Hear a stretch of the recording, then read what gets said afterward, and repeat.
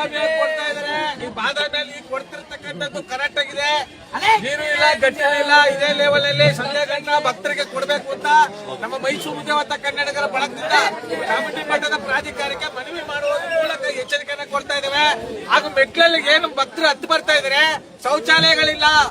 ಒಂದೆರಡು ಮೂರು ಕಡೆ ಶೌಚಾಲಯ ಮಾಡಬೇಕು, ನೀರಿನ ಘಟಕಗಳು ಮಾಡಬೇಕು. ಯಾಕಂದ್ರೆ ಮೆಟ್ಲತ್ತಿ ಮಂಡಿಲ್ ಬರೋ ಅಂತ ಭಕ್ತರು, ಅಂಗವಿಕಲರು, ವಿಕಲಚೇತನರು ಸುಮಾರು ಜನ ಬರ್ತಾ ಇದಾರೆ. ತಾಯಿಯ ಭಕ್ತರು, ಆಮೇಲೆ ಹಿರಿಯ ನಾಗರಿಕರು, ಬಿಪಿ ಶುಗರ್ ಇರೋರು ಬರ್ತಾರೆ. ಅವ್ರು ಮೂತ್ರ ವಿಸರ್ಜನೆ ಮಾಡಬೇಕು ಅಂದ್ರೆ ಶೌಚಾಲಯಗಳಿಲ್ಲ, ಶೌಚಾಲಯಗಳು ಮಾಡಬೇಕು ಅಂತ ನಾವು ಜಿಲ್ಲಾಡಳಿತಕ್ಕೆ, ಚಾಮುಂಡಿ ಬೆಟ್ಟದ ಪ್ರಾಧಿಕಾರಕ್ಕೆ ಭಕ್ತರ ಮೂಲಕ ಎಚ್ಚರಿಕೆ ಕೊಡುವುದರ ಮೂಲಕ ಮನವಿಯನ್ನು ಮಾಡ್ತಾ ಇದ್ದೇವೆ. ಜೈ ಕರುಣಾಮಗೆ, ಜೈ ಕನ್ನಡ ಮಾತೆಗೆ, ಜೈ ಚಾಮುಂಡವ್ವ. ಇನ್ನೂ ಒಂದು 2-3 ಡಸ್ಟ್ಬಿನ್ ವ್ಯವಸ್ಥೆ ಮಾಡಿ ಅಂತ ಹೇಳಿ ಸರ್. ಯಾಕೆಂದ್ರೆ ಸತೀಶ್ ಅಣ್ಣ ನೋಡಿ, ಚಾಮುಂಡಿ ಬೆಟ್ಟದ ಬಸವೇಶ್ವರನ ಸನ್ನಿಧಿಲಿ ನೀವು ಹಾಲು ಮತ್ತೆ ಬಿಸ್ಕೆಟ್ ಕೊಡ್ತಾ ಇದ್ರಿ. ಬೃಹತ್ ಆಕಾರದ ಕಸದ ಬುಟ್ಟಿಗಳನ್ನ ಮಡಗಬೇಕು.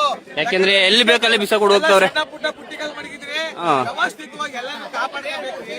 ಸುಮ್ಮನೆ ಹಣಗಳು ಮಾಡೋದಲ್ಲ, ಸಾರ್ವಜನಿಕರ ದುಡ್ಡ ಹೊಡೆಯೋದಲ್ಲ. ಸಾರ್ವಜನಿಕರಿಗೆ ಭಕ್ತರಿಗೆ ಅನುಕೂಲ ಆಗೋ ರೀತಿಲಿ, ಅನಾನುಕೂಲ ಆಗದ ರೀತಿಲಿ ಜವಾಬ್ದಾರಿಯುತವಾಗಿ ಕಾರ್ಯನಿರ್ವಹಿಸಬೇಕು ಅಂತ ನಮ್ಮ ಮೈಸೂರು ದೇವತಾ ಕನ್ನಡಿಗರ ಬಳಗದಿಂದ ಸಮಸ್ತ ಚಾಮುಂಡಮ್ಮನ ಭಕ್ತರ ನೇತೃತ್ವದಲ್ಲಿ ಅವರ ಆಶೀರ್ವಾದದಿಂದ ಎಚ್ಚರಿಕೆ ಕೊಡುವುದರ ಮೂಲಕ ಮನವಿಯನ್ನು ಮಾಡ್ತಾ ಇದ್ದೇವೆ. ನಮಸ್ಕಾರ, ಧನ್ಯವಾದಗಳು.